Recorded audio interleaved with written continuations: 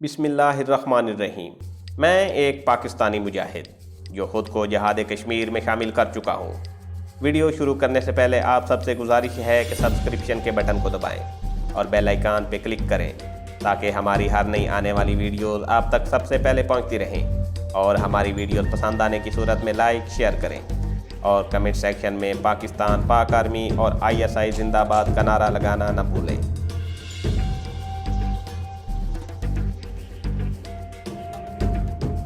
अगर उसे पता चल गया कि तुमने भारत के खुफिया एजेंट का बहरूप बदला हुआ है और असल में तुम कश्मीरी कमांडो हो तो वो तुम्हें अपने जाल में फंसा कर पकड़वा भी सकती है। मैंने कहा, मैं अपनी तरफ से तो बहुत एहतियात कर रहा हूँ, बाकी अल्लाह मालिक है।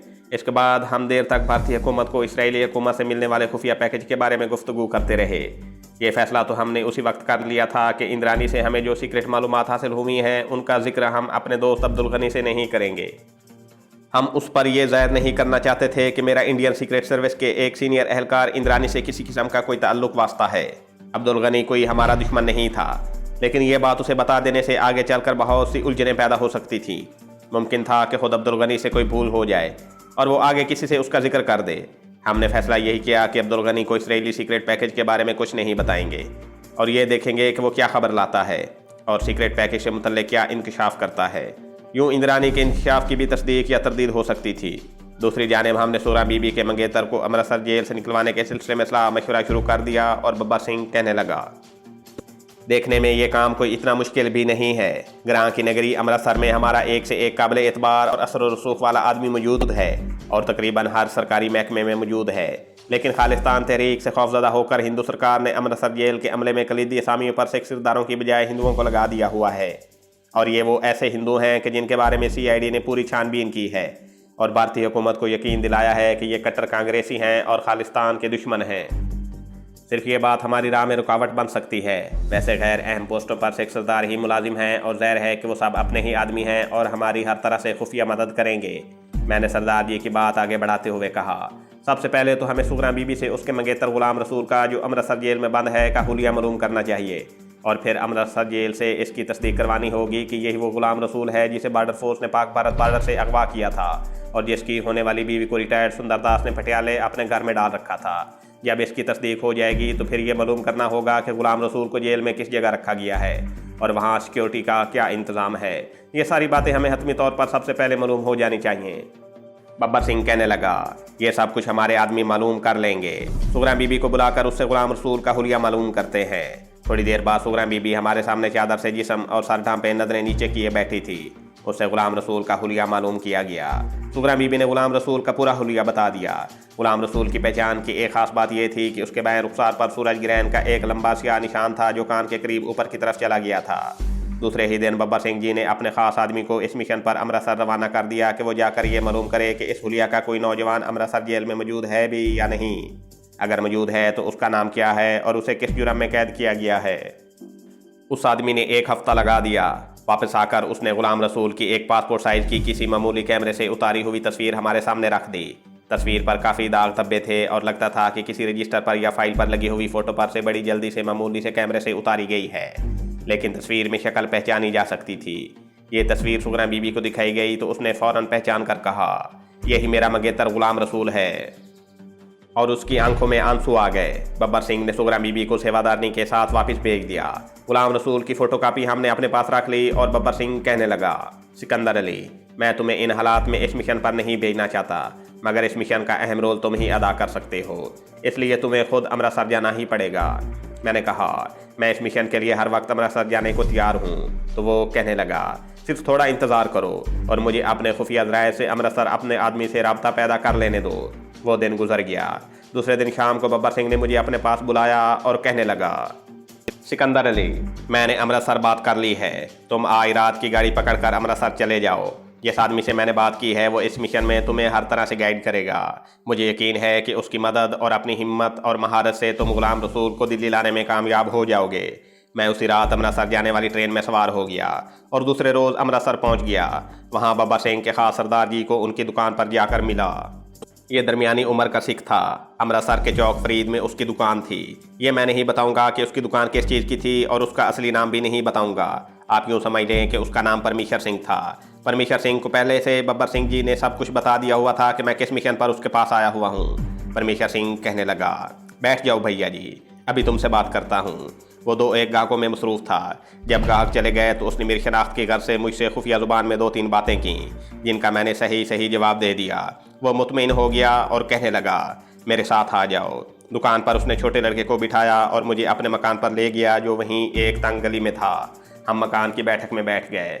परमेश्वर सिंह कहने लगा, यहाँ अमृतसर की जेल में सरकार ने बहुत से मुसलमान कैदी लाकर रखे हुए हैं। हो सकता है उनमें कोई तुम्हारा आदमी भी हो। बब्बर सिंह जी ने कहा था कि सिकंदर अपने साथ गुलाम रसूल की फ़ोटो लाएगा। क्या तुम्हारे पास उसकी फ़ोटो है? मैंने उसे अपनी पुरानी नोटबुक में से गुलाम रसूल की फ़ोटो निकाल कर उसे दिखाई। वो गौर से फ़ोटो देखता रहा, फिर उसे अपनी सदरी की जेब में रखकर बोला, हमारे 2 आदमी जेल के लंगर खाने में काम करते हैं। उनमें से एक आदमी को मैं रात को यहाँ बुलाकर ये फ़ोटो दिखाऊंगा। वो वहाँ के सब मुसलमान कैदियों की शक्लों से वाकिफ़ है, क्योंकि वो मुसलमान कैदियों को झटके वाली चीज़ें सप्लाई नहीं करता। मैं सारा दिन बैठक में ही रहा। शाम हो गई तो परमेश्वर सिंह अपने आदमी को लेकर आ गया। उस सरदार जी का नाम भोला सिंह समझ लें। वो भी अधेड़ उम्र का सिख था।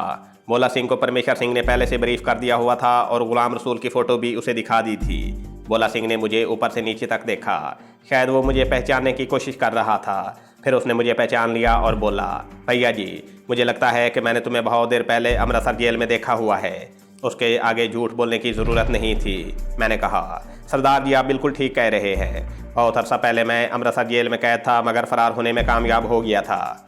भोला सिंह बच्चों की तरह खुश होकर बोला, मैं भी कह रहा था कि ये शक्ल मैंने देखी हुई है। फिर उसने दोनों हाथ अपनी दाढ़ी पर फेरते हुए कहा, भैया जी, आपका बंदा चक्की में बंद नहीं है। पहले उसे चक्की में बंद रखा गया था, मगर अब वो कैदियों की आम बार्क में कैद है। उसकी औरत बेचारी के साथ बहुत बुरा हुआ। पहले तो उसे औरतों की बार्क में रखा गया, वहाँ उस पर जुल्म सितम हुआ। फिर उसे सुंदरदास अपने साथ पटियाले ले गया। परमेश्वर सिंह बोला, किसी ने उसके खिलाफ कोई एक्शन नहीं लिया?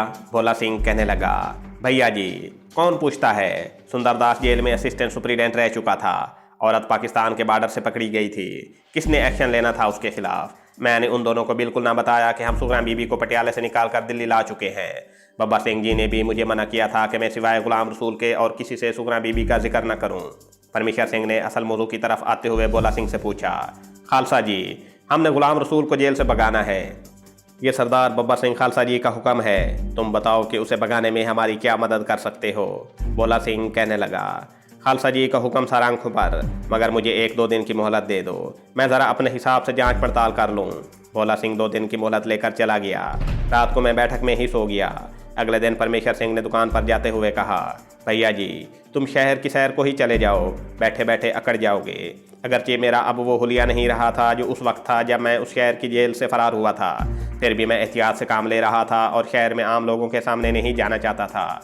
मगर कुछ परमेश्वर सिंह के इसरार और कुछ इस ख्याल से कि यहाँ दिन कैसे काटूंगा, मैं उसके साथ ही मकान से निकल गया। अमृतसर शहर के कुछ इलाकों से मैं वाकिफ़ था। चौक फरीद क्या में पाकिस्तान से पहले मुसलमानों का इलाका हुआ करता था। मैं चौक फरीद में हिंदू सिखों की दुकानों को देखता हुआ हाल बाजार में आ गया। अमृतसर में सिखों की आबादी ज़्यादा थी। बाज़ारों में सिख ज़्यादा नज़र आ रहे थे। इतना मुझे मालूम था कि हाल बाज़ार से मलका के बुत की तरफ जाएँ तो रास्ते में शहर की बड़ी कोतवाली आती है। दूसरी तरफ जाएँ तो हाल बाज़ार का दरवाज़ा आ जाता है, जिसके आगे रेलवे लाइन के ऊपर 2 पुल हैं। एक सीढ़ियों वाला पुल है जो अमृतसर के रेलवे स्टेशन की तरफ जाने वाली सड़क को मिलाता है। दूसरा पक्का पुल है जो कंपनी बाग और सेवा लाइन्स की तरफ जाता है। मैंने सोचा कुछ देर कंपनी बाग में जाकर बैठ जाता हूँ। वहाँ एक तो खुली फिजा होगी, दूसरे लोगों की आमदोरफ्त भी ज़्यादा नहीं होगी। चुनाचे मैं रेलवे लाइन के पक्के पुल पर से गुजर कर बड़े अस्पताल के दरवाजे के सामने से होता हुआ कंपनी बाग में दाखिल हो गया। ये काफ़ी बड़ा बाग है। 1-2 बार पहले भी मैं यहाँ आ चुका था। मैं गरम कोट और पुरानी सी गरम पतलून में था। गले में गरम मफलर लपेट रखा था क्योंकि धूप निकली हुई थी। मैं ठंडी खुई के सामने वाले प्लाट में एक दरख्त की ओट में बैठ गया। बड़ा चमकीला और रोशन रोशन दिन था। कहीं कहीं कोई आदमी चलता फिरता नजर आ जाता था। एक तरफ कुछ फासले पर एक सिख नौजवान झाड़ियों के पास घास काट काट कर चादर में डाल रहा था। हवा में ताजगी और सब्जे की महक थी। बड़ी देर बाद मुझे इस किस्म की खुली फजा मुयस्सर आई थी। दिल्ली में भी मेरा ज़्यादातर वक्त बब्बर सिंह जी के ज़मीन दोस्त खाने में ही गुजरता था। कुछ खुशगवार मौसम का असर और कुछ फरागत का एहसास था। मुझ पर गनूदगी सी तारी होने लगी। मैंने दरख्त के साथ टेक लगाई और आंखें बंद कर लीं। फिर मेरी आंख लग गई। ये मेरी गलती थी। हम जैसे लोग दुश्मन मुल्क में इस किस्म के मिशन पर निकले हुए हों, उन्हें इस तरह कभी गफलत से काम नहीं लेना चाहिए। मगर मुझसे ये गलती सरजद हो गई थी। मालूम नहीं मैं कब तक सोता रहा।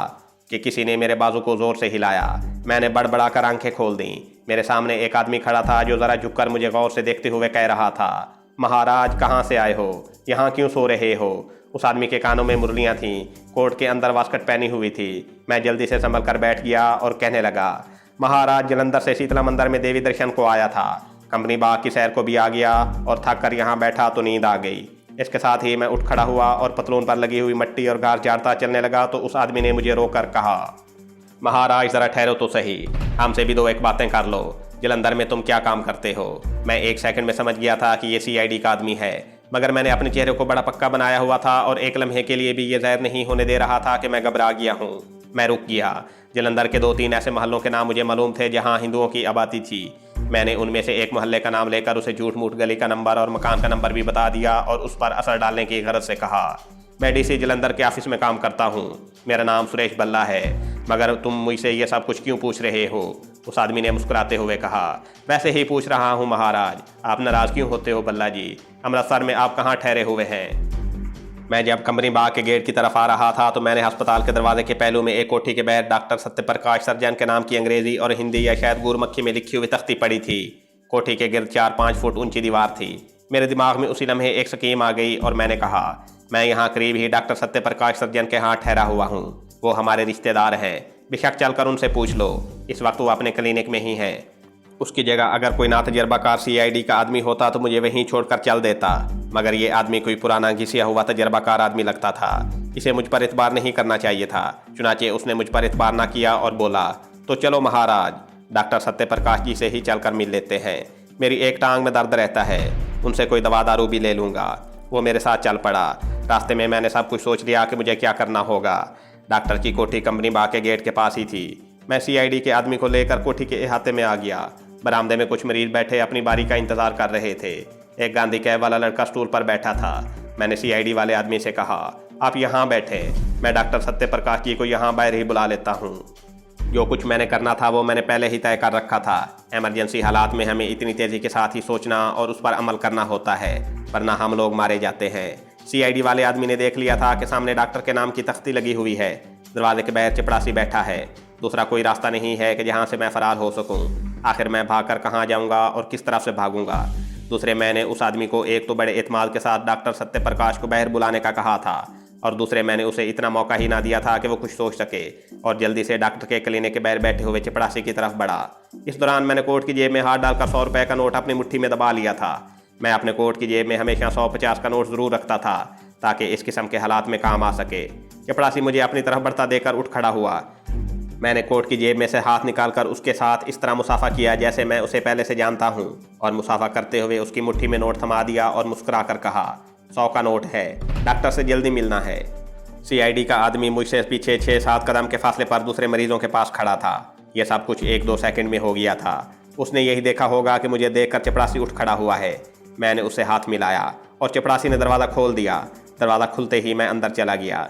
मेरा ख्याल था कि अंदर डॉक्टर बैठा होगा और मुझे उसके सामने एक ड्रामा करना होगा, जो मैंने सोच रखा था। मगर मेरी ये खुशकिस्मती थी कि दूसरी तरफ एक छोटी सी राहदारी थी।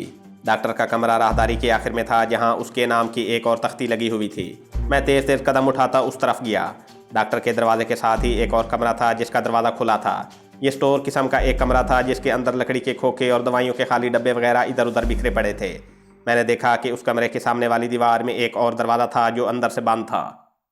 मैं दौड़कर उस दरवाजे के पास आ गया। दरवाजे को अंदर से चुटकी लगी हुई थी। मैंने जल्दी से चुटकी नीचे करके दरवाज़ा का पट खोला तो मेरी जान में जान आ गई। कमरे का यह दरवाज़ा अस्पताल के अहाते के अंदर खुलता था। मैं दौड़कर अहाते की दीवार के पास आया। वहाँ से एक वार्ड का बरामदा शुरू होता था। मैं सीढ़ियाँ चढ़कर वार्ड के बरामदे में से तेज़ तेज़ गुजरने लगा। ये शायद आंखों का वार्ड था। अक्सर मरीज सुर्ख कंबल घुटनों तक किए आंखों पर सब्ज पट्टियाँ बांधे बैठे थे। एक नर्स सामने से आ रही थी। उसने मेरी तरफ कोई तवज्जो न दी। मैं तेज़ तेज़ चलता उसके करीब से गुजर गया। मैंने इस तरह दौड़ना शुरू कर दिया जैसे मेरा कोई मरीज़ इमरजेंसी वार्ड में है और मैं उसके लिए किसी डॉक्टर को बुलाने या कोई दवाई लेने जा रहा हूँ। यह बात मुझे अच्छी तरह मालूम थी कि इससे वाला अस्पताल का, जिसे बड़ा अस्पताल भी कहते थे, दूसरा दरवाज़ा कंपनी बाग के राम बाग वाले दरवाजे की तरफ भी है। 1-2 मिनट के बाद मैं बड़े अस्पताल के राम बाग वाले दरवाजे में से निकलकर रेलवे फाटक क्रॉस कर रहा था। रेलवे फाटक के आगे एक तरफ सोहन सिंह का आंखों का क्लिनिक था और दूसरी जानिब दुकानें थीं। यहाँ मुसलमानों के अहद में ईदगाह हुआ करती थी। यहाँ काफ़ी लोग आ जा रहे थे। मैं तेज़ तेज़ ही चल रहा था ताकि जितनी जल्दी इस इलाके से निकल सकूँ निकल जाऊँ। आगे जीटी रोड आ गई। मैं सड़क पार करके सामने की तरफ जाने के बजाय जिधर रामबाग का थाना था बाएं जानिब हो गया, जिस तरफ कभी मुसलमानों की आबादी शरीफपुरा और हुसैनपुरा वगैरह हुआ करती थी। यहाँ अब मंडियाँ और बाजार बन गए थे। काफ़ी रश भी था। एक जगह मुझे खाली ऑटो रिक्शा नज़र आया। मैं जल्दी से उसमें बैठ गया और रिक्शे वाले से कहा, चौक फरीद चलो। रिक्शा दरवाज़ा महासिंह की तरफ मुड़ा और सड़क पर दौड़ने लगा। मैंने सर पीछे लगा लिया और लंबा सांस लेकर आंखें बंद कर लीं। मेरी किस्मत अच्छी थी जो मैं बच गया, वरना इतने तजर्बाकार CID के आदमी से मेरा बच निकलना नामुमकिन था और मैं किसी बड़ी मुसीबत में फंस सकता था। रिक्शे वाला दरवाज़ा महासिंह के अंदर से होता हुआ हाल दरवाजे की तरफ से होकर चौक फरीद में पहुंच गया। मैं सरदार परमेश्वर सिंह की दुकान से काफ़ी पीछे रिक्शे से उतर गया। सरदार साहब दुकान पर ग्राहकों में मसरूफ़ थे। मैं दुकान के अंदर जाकर एक अलमारी की ओट में इस तरह बैठ गया कि बाहर से किसी को नज़र नहीं आ सकता था। परमेश्वर सिंह आंखों से फारिग हुआ और मेरी तरफ मुतवज्जे होकर बोला, बैठक में जी नहीं लगा होगा। वो मुस्कुरा रहा था। भैया जी, इसलिए मैंने कहा था कि टांगे खोलने के लिए शहर की सैर को निकल जाओ। मैंने कहा, कंपनी बाग की सैर को गया था, वहीं से आ रहा हूँ। ये तुमने बड़ा अच्छा किया, पसंद आया हमारा कंपनी बाग। कभी पहले वहाँ गए थे। मेरे साथ जो हादसा पेश आया था उसके बारे में मैंने सरदार जी को कुछ न बताया और बताने की ज़रूरत भी नहीं थी। मैंने सिर्फ इतना कहा, बैठक खुली होगी ना, मैं आराम करना चाहता हूँ। हाँ हाँ खुली होगी, ना खुली हो तो ऊपर हरनाम जी को आवाज़ देकर खुलवा लेना। मैं दुकान पर भी ज़्यादा देर नहीं बैठना चाहता था। मुझे ऐसा लग रहा था कि कम वक्त वो CID वाला मुझे तलाश करता वहाँ भी आ जाएगा। मैं उठा और करीबी गली में वाक़या सरदार परमेश्वर सिंह के मकान पर आ गया। देखा कि बैठक का दरवाज़ा थोड़ा सा खुला था। मैं बैठक में आकर चारपाई पर लेट गया और आइंदा से तौबा की कि यहाँ से अब बाहर नहीं निकलूँगा। इस वाक़े का मैंने सरदार जी से भी कोई जिक्र न किया। सरदार जी ने जिस आदमी भोला सिंह की ड्यूटी लगाई थी उसने 2 दिन अपने में शायदाती मुहिम में लगा दिए। तीसरे दिन भी वो ना आया। उसका पैगाम आया कि वो रात को आएगा। मैं और सरदार परमेश्वर सिंह बैठक में रात को उसका इंतज़ार करने लगे। वो रात के 9 साढ़े 9 बजे आया। सरदार परमेश्वर ने उसे अपने सामने बिठा लिया और पूछा कि वो क्या पता करके आया है। भोला सिंह कहने लगा, भैया इनका बंदा निकल तो सकता है मगर इनको ज़रा हिम्मत करनी पड़ेगी। मैं कुछ कहने ही लगा था तो सरदार परमेश्वर सिंह ने हाथ के इशारे से मुझे रोक दिया और ख़ुद भोला सिंह से पूछा, क्या हिम्मत करनी पड़ेगी, मुझे बताओ, हम भी हिम्मत करेंगे, वो अकेला नहीं है। भोला सिंह बोला, सरदार मेरा मतलब ये नहीं था, मतलब ये है कि किसी आदमी को जहाँ मैं कहूँ वहाँ रात की सर्दी में भी छुप कर बैठे रहना होगा। मैंने फ़ौरन कहा, मैं उसके लिए तैयार हूँ। परमेश्वर सिंह भी भोला सिंह की तरफ देखने लगा। अब बताओ करना क्या होगा, गुलाम रसूल कहाँ आएगा, क्या वो खुद आएगा कि उसे लाना पड़ेगा। भोला सिंह कहने लगा, आजकल जेल के अंदर एक नया दर्जी खाना खुला हुआ है। यहाँ दिन रात कश्मीर के महज पर लड़ने वाले भारतीय फौजियों के लिए जुराबों और बुनियानों की सिलाई की जाती है। ये काम कैदियों के 2 ग्रुप करते हैं। एक ग्रुप दिन के वक्त और एक ग्रुप रात के वक्त सिलाई का काम करता है। आपका आदमी गुलाम रसूल उस ग्रुप में है जो रात के वक्त ड्यूटी पर होता है। मुझे गुलाम रसूल की जो तस्वीर दी गई थी उसकी शक्ल मैंने जेल वाले गुलाम रसूल से मिलाकर देख ली थी। इसके बाद मैं जब परसों रात के ग्रुप वाले कैदियों के लंगर की दाल रोटी लेकर गया था तो मैंने मौका पाकर गुलाम रसूल को एक तरफ करके बताया कि मैं उसे जेल से फरार कराना चाहता हूँ। पहले तो वो बड़ा हैरान हुआ, फिर उसने पूछा कि मैं ऐसा क्यों कर रहा हूँ। मैंने उसे कहा कि जाहिल आदमियों वाली बात ना करो, मेरा दिमाग ख़राब नहीं है कि मैं यूं ही तुम्हें यहाँ से भगा रहा हूँ। यहाँ तो तुम सारी उम्र से गलते सड़ते रहोगे तो तुम्हें कोई नहीं पूछेगा। मुझे हमारे गुरु ने हुक्म दिया है कि तुम्हें यहाँ से बाहर निकाल दूँ। बस तुम तैयार रहना, मैं तुम्हें 2-3 घंटे पहले नोटिस दे दूंगा। ये काम रात के वक्त ही होगा। मैं उसे वैसे ही छोड़कर लंगर की दाल रोटियां तकसीम करके वापस आ गया। मैं गुलाम रसूल से सिर्फ रात के वक्त ही मुलाकात कर सकता था क्योंकि दिन के वक्त वो आधा दिन बारकों में सो जाते थे और इसके बाद अंदर ही मुशक्क़त करते थे और हमें अंदर जाने की इजाज़त तो थी मगर दूसरे कैदियों के सामने मैं उससे ज़्यादा बात नहीं कर सकता था, जबकि रात के वक्त इसका मौका मिल जाता था। दूसरी रात मैं फिर लंगर तकसीम करने कैदियों में गया तो गुलाम रसूल मुझे देखकर टीन का डब्बा जिसमें दाल डाली जाती थी लेकर खुद ही एक तरफ अलग होकर बैठ गया। मैं उसके पास जाकर उसके डब्बे में दाल डालकर करीब ही यूं बैठ गया जैसे मैं थक गया हूँ। दूसरे कैदी लंगर की रोटियां खाने में लग गए थे। गुलाम रसूल ने मुझसे पूछा कि मैं किस वक्त तैयार रहूं। मैं समझ गया कि वो ज़हनी तौर पर तैयार हो गया है। मैंने कहा, यह मैं तुम्हें 2 दिन बाद बताऊंगा। इसकी वजह यह थी कि मुझे कुछ दूसरे बंदोबस्त भी करने थे। यहाँ सरदार परमेश्वर सिंह ने उसका बयान कता करते हुए पूछा, दूसरे दिन क्या इंतज़ाम करने हैं, मुझे बताओ। भोला सिंह कहने लगा, भैया जी जो आपने इंतज़ाम करने हैं वो तो आपको करने ही पड़ेंगे, लेकिन जो इंतज़ामात मैंने करने हैं वो तो मैंने ही करने हैं। परमेश्वर सिंह ने सपाट लहजे में कहा, तो फिर करो, करते क्यों नहीं, मेरा मुंह क्या देख रहे हो। भोला सिंह भी उसी सपाट और बेबाक लहजे में बोला, भैया जी आपका मुंह तो मैं छोटा सा था तब से देख रहा हूँ, मगर हर काम का एक वक्त होता है। इसके बाद भोला सिंह मुझसे मुखातिब हो गया, मियाँ साहब मैंने इस काम के लिए कल रात का वक्त रखा है। पहले ये बताओ कि तुमने अमृतसर की जेल देखी है। मेरे मुंह से निकल गया, क्यों नहीं देखी मैं वहाँ। जल्दी से परमेश्वर सिंह ने मुझे आंख बंद करके इशारा किया और मैंने बात फौरन पलट कर कहा, मैं जेल के करीब से भी कई बार गुजरा हूँ और एक बार मैं अपने एक एसपी दोस्त के साथ जेल के अंदर भी गया था। भोला सिंह कहने लगा, तुम्हें जेल के अंदर जाने की ज़रूरत नहीं पड़ेगी। मुझे ये बताओ कि क्या तुम्हें मालूम है कि जेल के पूरा वाली दीवार के पीछे एक नाला बहता है जो आगे जाकर बिजली घर के पीछे से होकर कंपनी बाग वाली नहर में जाकर मिल जाता है। तुम कल रात को बिजली घर के पीछे नाले के पास झाड़ियों में छुप कर बैठ जाओगे। रात के 11 बजे संतरियों की एक गार्ड गश्त लगाकर चली जाती है, फिर कोई पार्टी गश्त लगाने नहीं आती। गुलाम रसूल को मैं रात 1 और 2 बजे के दरमियान एक खुफिया जगह से बाहर की पिछली दीवार से बाहर निकाल दूंगा। वो नहर के नाले के साथ साथ चलता बिजली घर की तरफ आएगा, जहाँ तुम उसे अपनी हिफाजत में ले लोगे। उसके कपड़े कैदियों वाले ही होंगे। मेरी ड्यूटी यहाँ ख़त्म हो जाएगी। इसके बाद तुम जानो और तुम्हारा काम। क्यों भैया परमेश्वर सिंह? परमेश्वर सिंह ने सर हिलाते हुए कहा, ठीक है भोला सैया, तुम्हारे इस काम से हमारे बब्बर सिंह खालसा जी बड़े खुश होंगे। भोला सिंह बोला, संगता तो हुक्म की गुलाम है भैया। इसके बाद भोला सिंह ने मुझसे कहा, भैया जी बस तुम्हारा काम यह है कि कल रात जेल के पूरब की जानिब जो बिजली घर है उसके पीछे नहर के नाले के करीब की जगह कंबल ओढ़ कर बैठ जाना और सोना बिल्कुल नहीं।